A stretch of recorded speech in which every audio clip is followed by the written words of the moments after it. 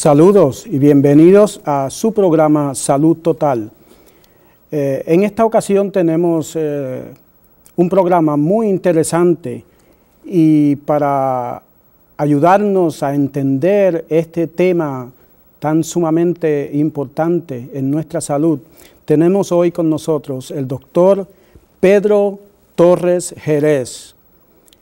Quisiéramos pues introducirlo para ver qué nos puede decir acerca de la salud.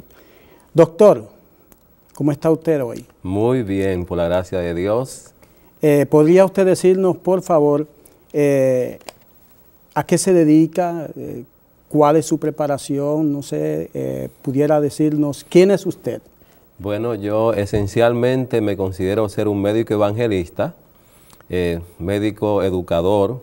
Desde hace cerca de unos 30 años estoy dedicado a dar conferencias y charlas de educación de salud, y en el interés de prepararme para poder hablar con mayor autoridad sobre estos temas tan maravillosos, decidí aprender primero medicina natural, luego terminé la licenciatura en dieta, alimentos y nutrición de la Universidad de la Ciudad de Nueva York, juntamente con la premédica y educación bilingüe, y eventualmente terminé el doctorado en medicina con posgrados en manejo de niños desnutridos y otros posgrados más que si fuéramos a hablar de todos ellos invertiríamos demasiado tiempo. ¿Y esto fue todo en la ciudad de Nueva York? No, la preparación básica de nutrición sí fue en la ciudad de Nueva York, pero para el doctorado en medicina lo hicimos en la República Dominicana. Oh sí, cómo no, oh qué bien. Sí. En esta ocasión vamos a estar discutiendo un tema de suma importancia y de relevancia en la vida de nosotros hoy. Vamos a hablar acerca del tema de la artritis reumatoidea. Muy bien. Se me hace muy difícil pronunciar estos términos, hace tiempo que estoy fuera de la práctica, pero vamos a ver qué es el reuma, como normalmente lo conocemos, la artritis. Muy bien. ¿Cómo podría explicarnos esto, doctor? La reuma o artritis reumatoidea es una de enfermedades de las clasificadas como enfermedad autoinmune. O sea, es una enfermedad, las enfermedades autoinmunes son aquellas en las cuales nuestro cuerpo ataca a sus propios tejidos. O sea, en este caso, en el caso de la artritis reumatoidea, los glóbulos blancos, que son las células encargadas de pelear como los soldados, el ejército que defiende nuestro cuerpo, de patógenos, de virus, de hongos, de bacterias, de parásitos y de células de cáncer, de alguna manera pierden su conciencia y no reconocen como propios algunos tejidos y empiezan a atacarlos con el propósito de destruirlos.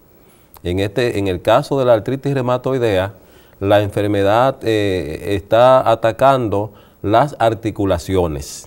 Por eso se llama artritis, porque se refiere a una inflamación de las articulaciones o coyunturas.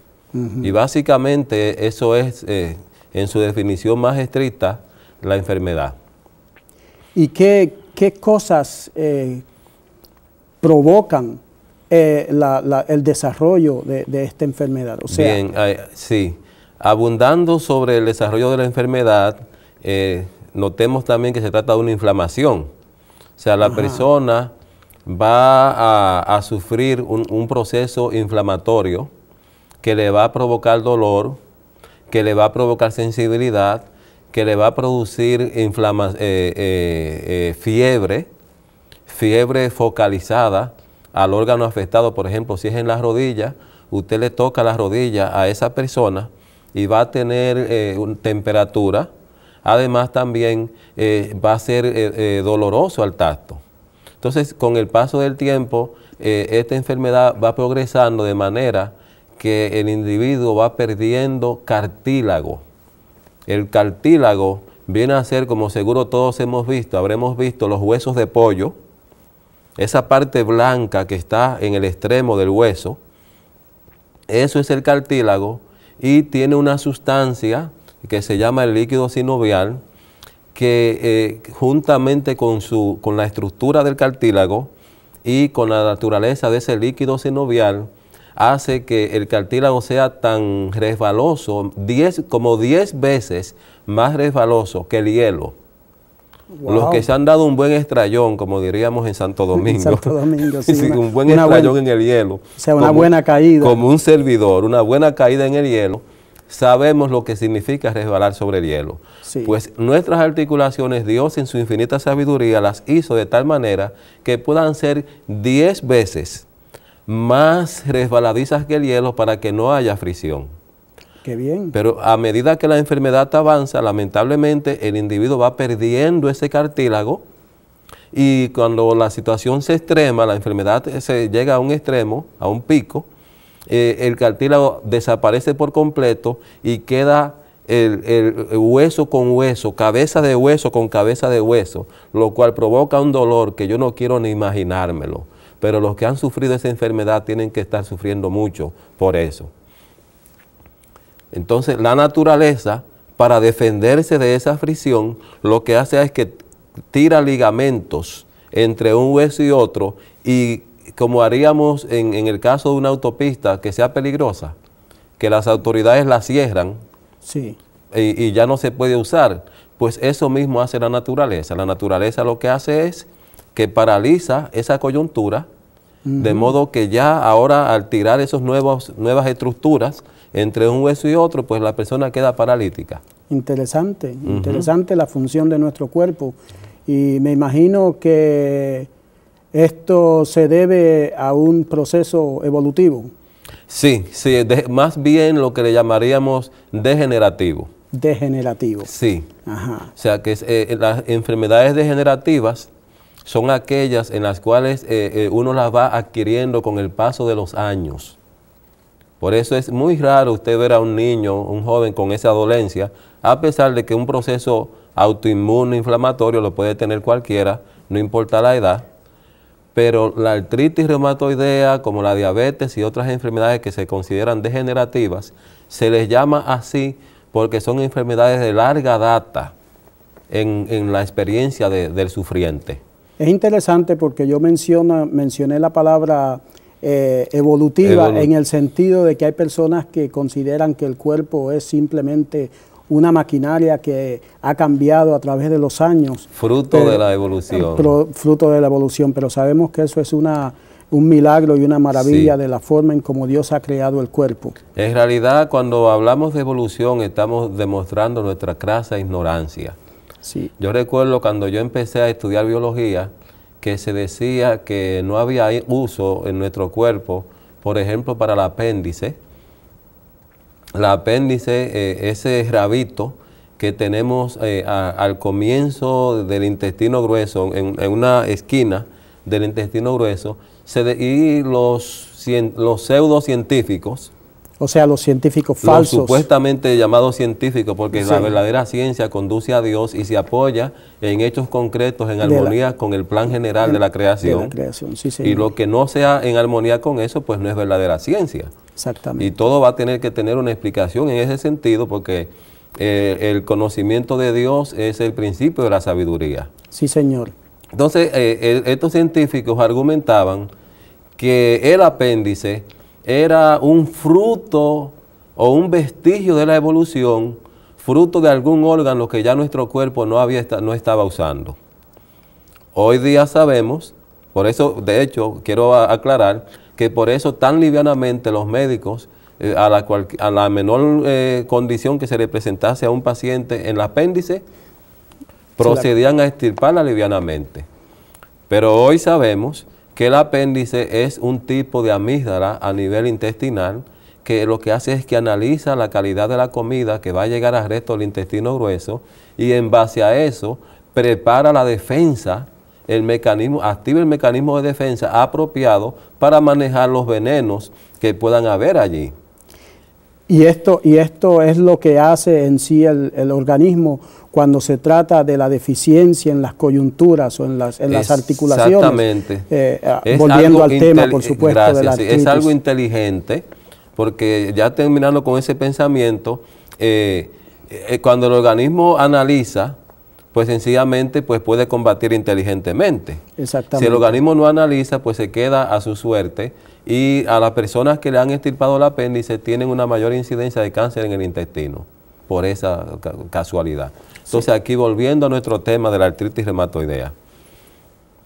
La artritis reumatoidea es algo parecido. La persona, con el paso del tiempo, tiene experiencias inflamatorias, experiencias autoinmunes, que lo van llevando a que sus cartílagos se vayan deteriorando hasta que llega a la condición que ya dijimos antes. Está sumamente interesante este tema, y de verdad que si fuéramos a elaborar, no daría el tiempo que tenemos para poder explicar claramente todo.